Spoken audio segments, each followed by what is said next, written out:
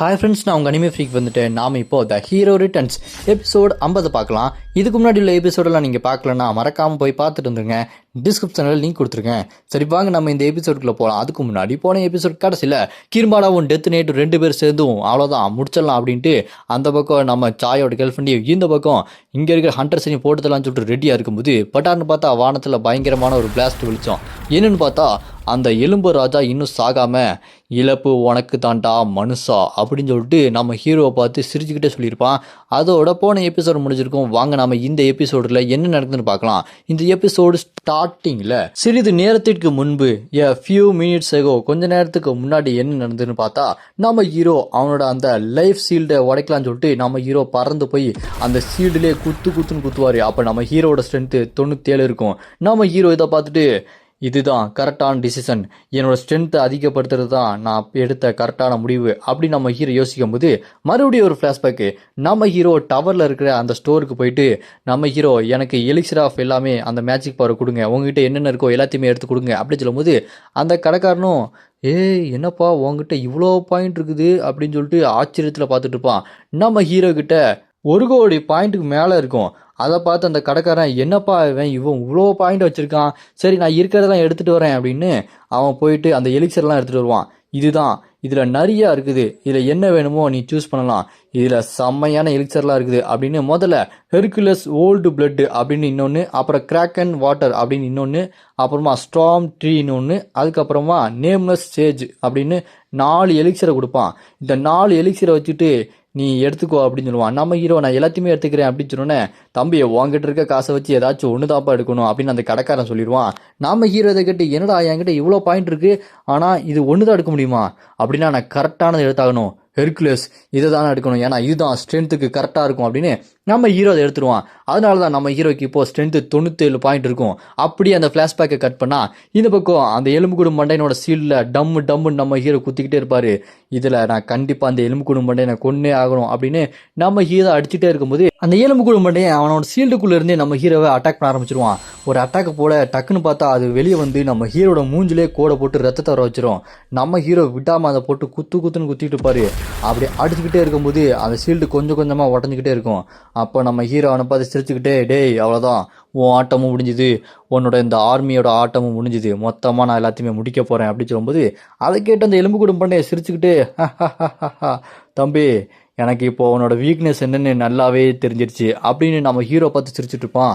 அப்போ நம்ம ஹீரோ பார்த்து டேய் நான் என்னமோ உன்னை பார்த்தா ரொம்ப வித்தியாசமான ஒரு ஃபீலிங் வந்தது, நீ என்னோட பேரியரை கிட்டே வந்து உடைக்கும் போது தான் தெரிஞ்சுது நீ ஒரு பிளானோட தான் வந்திருக்கேன்னு, என்னோட இந்த ஆர்மி எல்லாமே கீழே இருக்க மனுஷங்களை அட்டாக் பண்ணால் அது ரொம்ப கஷ்டமாயிரும் தான் நீ இந்த மாதிரி நான் ஷீல்டை உருவாக்கணும் அப்படின்னு வெயிட் பண்ணி இந்த ஷீல்டை உருவாக்கி அட்டாக் பண்ண ஆரம்பிச்சிருக்க, புரியுதுல அவனோட பிளான் என்னென்னு, ஆனால் இப்போ பாரு நான் எல்லா மனுஷங்களையும் ஒன்றா சேர்த்து அட்டாக் பண்ண வைக்க போகிறேன் அப்படின்னு சொல்லும்போது கீழே பார்த்தா அங்கே இருக்க ஹண்டர்ஸ் எல்லாம் எலும்பு கூடுங்கள்லாம் கொஞ்சம் கொஞ்சமாக குறையுதுடா, இதை தான் சான்ஸ் அட்டாக் பண்ணி எல்லாத்தையுமே கொள்ளுங்கடா அப்படின்னு சொல்லிட்டு அங்கே இருக்க ஹண்டர் சொல்லுவானுங்க.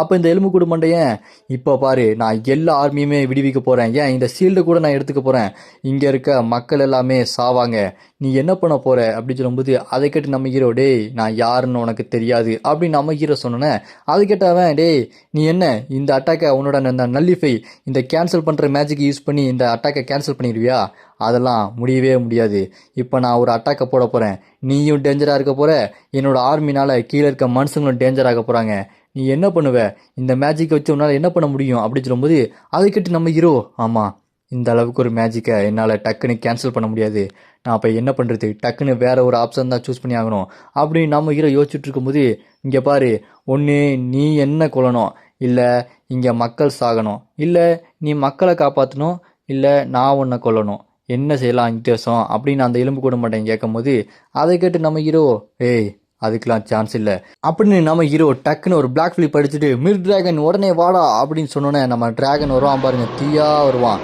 அவங்க கூட சேர்ந்து நம்ம ஹீரோ டிவைன் டிராகன் பிளெஸிங் சொல்லிட்டு டிராகன் பவர் நம்ம ஹீரோட பவர் ரெண்டுத்தையுமே மிக்ஸ் பண்ணி ஒரு பவரை கொண்டு வருவார் பாருங்க, செம்ம எனர்ஜியாக இருக்கும்.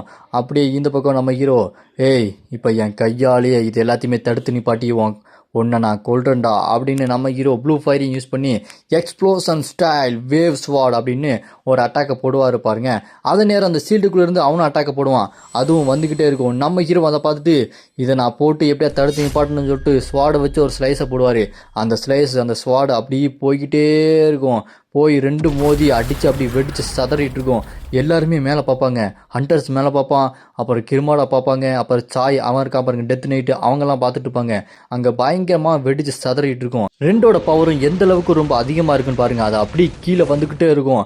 அதே நேரம் அங்கே அதுக்குள்ளே இருக்கிற அந்த எலும்புக்கூடு மண்டையன் ராஜா, ஏய் இது என்னோட விக்ட்ரி, நான் இதில் ஜெயிக்க போகிறேன்டா மனுஷப்பாயிலே அப்படின்னு சொல்லும்போது நம்ம ஹீரோ அந்த அட்டாக்கை தாக்கு பிடிக்க முடியாமல் பாரு. ஏன்னா அந்த மேஜிக் பவர் ரொம்பவே அதிகமாக இருக்கும். நம்ம ஹீரோட அட்டாக்கை விட அந்த எலும்புக்கூடு ராஜாவோட அந்த அட்டாக்கு தான் ரொம்ப பவராக இருக்கும். நம்ம ஹீரோ அதில் மாட்டிக்கிட்டு செத்துருவான் அப்படின்னு பார்த்தா நம்ம ஹீரோ செத்துட்டாங்க. ஆனால் நம்ம ஹீரோட அந்த கடைசி ட்ரம் கார்டு ஹீரோ அன்டையிங், இது மூலமாக நம்ம ஹீரோ செத்து போனாலுமே ஃபுல் ரிகவரி ஆக முடியும் ஒரு தடவை. அதை யூஸ் பண்ணி நம்ம ஹீரோ ஃபுல் ரிகவரி ஆயிடுவான்.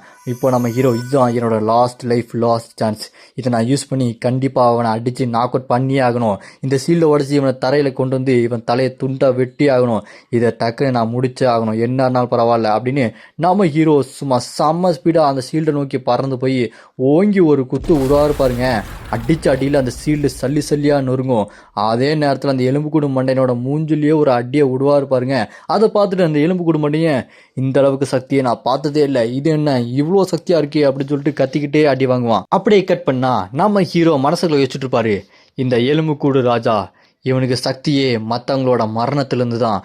மற்றவங்களோட மரணத்துலேருந்து அவன் ரொம்ப ஸ்ட்ராங்காக மாறிட்டே இருப்பான். இப்போ அவன் மற்றவங்களோட சக்தியை எடுத்து ஒரு ராஜாவே மாறி இப்போ இந்த உலகத்துக்கு வந்திருக்கான். ஆனால் இந்த தடவை இந்த ராஜாவை என் கையாலே நான் கொல்ல போகிறேன் அப்படின்னு நம்ம ஹீரோ அவன் மூஞ்சி வயிறும் போட்டு குத்துன்னு குத்தி அடித்து பறக்க விடுவார். இந்தா வாங்கிக்கடா அப்படின்னு சொல்லிட்டு, உன்னோட சாவை நீயே தேடிக்கிட்ட என்னையே தேடி வந்து அப்படி நம்ம ஹீரோ அவன் மூஞ்சிலே குத்த தவடாலாம் உடையும். அடிச்ச அடியில் அந்த மேஜிக் ஃபோர்ஸு ஸ்ட்ரைட்டாக கீழே வந்து விழுவான் பாருங்க. அந்த இடமே அப்படி வெடித்து சதறும். அப்படியே வெடித்து சதறினதுக்கப்புறம் புகையாக இருக்கும். அதுக்கு நடுசில் அடி வாங்கி கோரமான மூஞ்சை வச்சுட்டு படுத்து கிடப்பான் அந்த எலும்புக்கூடு மண்டையன். அவன் ஒரு கண்ணில் மட்டும் லைட் எரிஞ்சுக்கிட்டு அப்படியே வானத்தை பார்த்துட்டு, இல்லை நான் சாக மாட்டேன், இவன் எப்படி இந்த அளவுக்கு சக்தியாக தான் இருக்கான் அப்படின்னு சொல்லிட்டு நம்ம ஹீரோவை பார்த்து வாயை பழந்துட்டு இருப்பான். அப்போ நம்ம ஹீரோ அங்கே கீழே வந்து, ஏய் நான் அவன்கிட்ட ஒன்று கேட்கணும், உன்னால் இந்த போர்ட்டலை யூஸ் பண்ணி டைமென்ஷன்லேருந்து வேறு டைமென்ஷன்லாம் வர முடியாது, நீ எப்படி வந்த, உனக்கு பின்னாடி யார் இருக்கா, நீ யார், உனக்கு பின்னாடி உனக்கு சக்தி கொடுக்குறது யார், இதுக்கெல்லாம் காரணம் யார் அப்படின்னு நம்ம ஹீரோ அந்த எலும்புக்கூடு மண்டையனை பார்த்து கேட்டோன்னே அந்த எலும்புக்கூடு மண்டையனுக்கு பின்னாடி ஏதோ ஒரு சக்தி இருக்கிற மாதிரி அப்படியே காட்டுவாங்க. அப்படியே அந்த எலும்புக்கூடு மண்டையன் அப்படி சிரிச்சுக்கிட்டு நம்ம ஹீரோவை பார்த்து, இது கொஞ்சம் சீக்கிரம் தான், ஆனால் எனக்கு பின்னாடி ஒரு முக்கியமான ஆள் இருக்காங்க, எனக்கு பின்னாடி ஒரு முக்கியமான ஆள் இருக்காங்கதை விட உனக்கு பின்னாடி ஒரு முக்கியமான ஆள் வரப்போகிறாங்க பாரு, நீ என்ன நினச்ச, என்னை ஜெயிச்சுட்டேன்னு நினச்சியா அப்படின்னு சொல்லிகிட்டே இருக்கும்போது டக்குன்னு பார்த்தா அந்த டெத் நைட்டு வேகமாக ஓடி வந்து ஸ்வாட் எடுத்து அப்படியே ஒரு வீசுவான் பாருங்க. ஜஸ்ட் மிஸ்ஸு, நம்ம ஹீரோ அந்த அட்டாக்லேருந்து அப்படி குனிஞ்சு டாஜ் பண்ணிட்டு இருப்பாரு. அதே நேரம் அந்த டெத் நைட்டு மறுபடியும் ஒரு அட்டாக்கை போடுவான். நம்ம ஹீரோ அந்த அட்டாக்லேருந்து தப்பிக்கணும்னு சொல்லிட்டு ஓடி போயிட்டு அப்படியே யூட்டர்ன் போட்டு இந்த பக்கம் வந்து டெத் நைட் அடிக்கலாம்னு சொல்லிட்டு வரும்போது அந்த பக்கத்துலேருந்து ஒரு நெருப்பு அப்படி பறந்து வரும். நம்ம ஹீரோ அந்த நெருப்பை தடுத்து நிப்பாட்டுறதுக்கு அவரோட ப்ளூ ஃபயர் யூஸ் பண்ணி பிளாக் பண்ணுவார். அந்த நெருப்பை அடித்து யாரா அது அப்படின்னு சொல்லிட்டு பார்த்தா அப்போ தான் வருவா, கிருமாடா நீ என்னோட நெருப்பை தடுத்து நிப்பாட்டிட்டியா, ஆனால் உன்னை பார்த்தா சாதாரண மனுஷன் மாதிரி தெரியல, என்னோட நெருப்பையை தடுத்து நிப்பாட்டிட்டியா அப்படின்னு அந்த கிருமாடாவும் கையில் நெருப்போடு வந்துகிட்டு இருப்பான். நம்ம ஹீரோவை பார்த்து ஆச்சரியப்பட்டு இருப்பானுங்க. இந்த பக்கம் பார்த்தா கிருமாடா, அந்த பக்கம் பார்த்தா அந்த எலும்புக்கூடு ராஜா, இந்த பக்கம் பார்த்தா அந்த டெத் நைட்டு, 3 பேர் நம்ம ஹீரோவை ரவுண்டு போட்டுருவானுங்க. நம்ம ஹீரோ, என்னடா அவனுங்க 3 பேரும் என்னை ரவுண்டு போட்டாங்களா, இவனுங்க 3 பேர் சமாளிக்கிறது கொஞ்சம் கஷ்டம்தான் ஒரே நேரத்தில், ஆனால் இந்த சான்ஸை நான் மிஸ் பண்ணேன் அப்படின்னா கண்டிப்பாக இதே மாதிரி இன்னொரு சான்ஸ் கிடைக்காது, இதை டக்குன்னு நான் இங்கேயே முடிச்சாகணும், ஏன்னா இங்கே நிறைய பேர் அவங்க உயிரையே தியாகம் பண்ணியிருக்காங்க. இந்த கிருமாடா, டெத் நைட்டு, இந்த ராஜா, இவங்க 3 பேரையும் ஒரே நேரத்தில் அட்டாக் பண்ணுறதுக்கு நான் எந்த மாதிரியான மேஜிக் யூஸ் பண்ணுறது அப்படி நம்ம ஹீரோ யோசிச்சுக்கிட்டே இருக்கும்போது அந்த எலும்புக்கூடு மண்டையன், டே நான் அங்கே போயிட்டு இன்னொரு நாள் வரோம் அப்படின்னு அவனுங்க அங்கேருந்து 3 பேர் அப்படி கிளம்பி போக பார்ப்பானுங்க. அதை பார்த்து நம்ம ஹீரோட்டே, நில்லுக்கடா எங்கடா போகிறீங்க, இது இன்னும் முடியல அப்படின்னு சொல்லும்போது அவனுங்க அப்படி மேலே போய்கிட்டே இருப்பானுங்க. நம்ம ஹீரோவும் நான் விட மாட்டேன் அப்படின்னு இந்த டிராகன் ஸ்பியர் அப்படின்னு சொல்லிட்டு அந்த ஸ்பியரை யூஸ் பண்ணி அவனை அடிக்கணும்னு சொல்லிட்டு அந்த ஸ்பியரை வெளியே வச்சு எக்ஸ்ப்ளோஷன் ஸ்டைலை யூஸ் பண்ணி அடிப்பார். ஓங்கி ஒரு அடியை விட அது ஸ்ட்ரைட்டாக போய் அந்த போர்ட்டல்லே அடிக்கும், ஆனால் ஒன்றுமே ஆகாது. அதுக்குள்ளே அவனுங்க டக்குன்னு அந்த இடத்த விட்டே போயிடுவானுங்க. நம்ம ஹீரோ அதெல்லாம் பார்த்துட்டு, அவனுங்க போயிட்டாங்களா அப்படின்னு சொல்லிட்டு ஃபீனிக்ஸில் அப்படியே பறந்துக்கிட்டே கீழே பார்த்தா, இல்லை அவனுக்கு போயிருக்கக்கூடாது, நான் அவங்கள விட்டுருக்கக்கூடாது அப்படின்னு சொல்லிட்டு கீழே பார்த்து அழுதுகிட்டே இருப்பார். என்னன்னு பார்த்தா அங்கே நிறைய பேர் செத்து கிடப்பாங்க. நம்ம ஹீரோ இப்போ தாங்க கண்ணீரே விடுறாரு. இல்லை நான் இப்போ என்ன மாற்றினேன், நான் எதையுமே மாற்றலை, யாரையுமே பாதுகாக்கலை, இப்போ கடைசியில் என்ன நடக்குது? நான் இதுக்கு முன்னாடி வாழ்ந்த வாழ்க்கை மாதிரி தான், என்னால் எதையுமே மாற்ற முடியல, எல்லாருமே இறந்து போயிருக்காங்க அப்படின்னு சொல்லும்போது நியூஸில் ஓடிட்டு இருக்கோம். அந்த எலும்புக்கூடு ராஜா இந்த சியோல் சிட்டியில் அட்டாக் பண்ணி 12,000க்கும் மேற்பட்ட மக்களை கொன்னுட்டான் அப்படின்னு சொல்லிட்டு நியூஸ் ஓடிட்டு இருக்கோம். அப்படியே இந்த பக்கம் அவனோட சிம்மாசனத்தில் உட்காந்துக்கிட்டு அந்த மனுஷன், அவன் அளவுக்கு ஒரு ஸ்ட்ராங்கான பவர்ஃபுல்லான ஒரு மனுஷனை நான் பார்த்ததே இல்லை, அவனை டக்குன்னு கொன்று அவனோட ஆத்மாவை எனக்குள்ளே எடுத்து அவனை என்னோட அடிமையாக மாற்றணும், அவன் எனக்கு கீழே வேலை பார்க்கணும் அப்படின்னு சொல்லும்போது அந்த பக்கம் யாரோ மனுஷன் மாதிரி அப்படி ஷூவெல்லாம் போட்டு நடந்து வந்துக்கிட்டே அந்த எலும்புக்கூடு ராஜாவை பார்த்து, நான் உனக்கு ப்ராப்பரான கைடு கொடுத்து இந்த மாதிரி மனுஷங்களை எப்படி அட்டாக் பண்ணுன்னு சொன்னேன், ஆனால் நீ அதை மிஸ் பண்ணிவிட்டு இங்கே வந்திருக்க.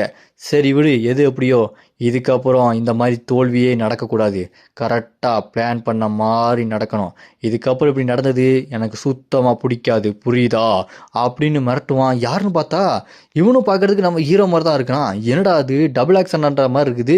இதோட இந்த எபிசோடு இங்கே முடியுது. இதுக்கப்புறம் என்ன நடக்க போகுது? நம்ம ஹீரோ தான் ஹீரோவா இல்லை நம்ம ஹீரோ தான் வில்லனா என்னன்றதை நம்ம அடுத்தடுத்த எபிசோடில் பார்க்கலாம். உங்களுக்கு அடுத்த எபிசோடு வேணும்னு நினச்சிங்கன்னா மறக்காம கமெண்ட்ல அராய்ஸ் அப்படின்னு கமெண்ட் பண்ணுங்க. இந்த வீடியோ பிடிச்சா மறக்காம லைக் பண்ணி சப்போர்ட் பண்ணுங்க.